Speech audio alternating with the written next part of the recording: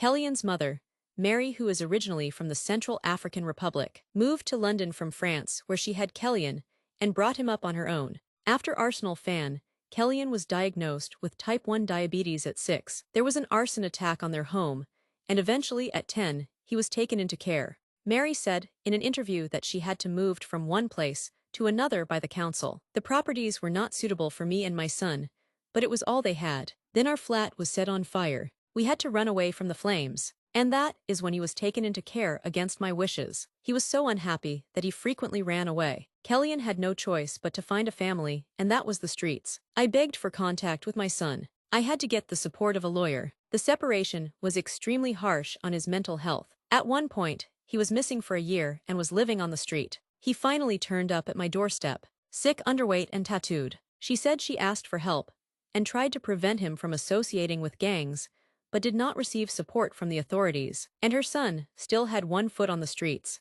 Kelyan's mother said that her son was groomed into gang from the age of 6. Kelyan, who attended a pupil referral unit in Eltham, had various convictions, including possession of cannabis, possession of a Stanley knife, and the theft of 7 pounds of snacks from a Greggs. He had been due to appear in court on, charged with possession of a machete. In November 2024, Kelyan, who performed under the name Grippa, paid a rap tribute to Dijon, who was known as Boogs. Hours before his death, he gave his mum a hug she will never forget. Mary recalled, he came home from class at about 1 p.m. He played with the dog, and then he caught the bus to Woolwich to see his social worker. Kelyan Bokassa, 14, was traveling on a 472 bus to Abbey Wood when he was attacked at about 2:30 p.m. on Tuesday, the 7th of January 2025.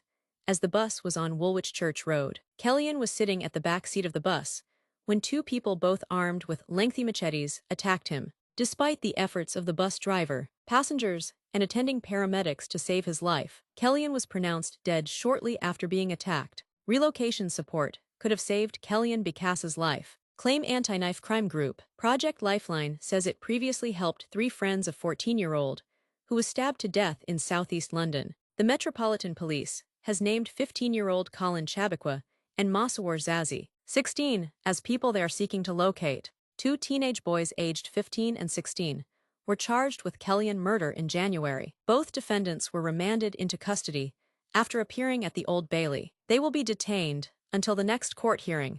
A trial date has been set for October 13, 2025. In her eulogy, Kelyan's mother described him as a protector and a loyal friend who nurtured his friendships and put his friends first.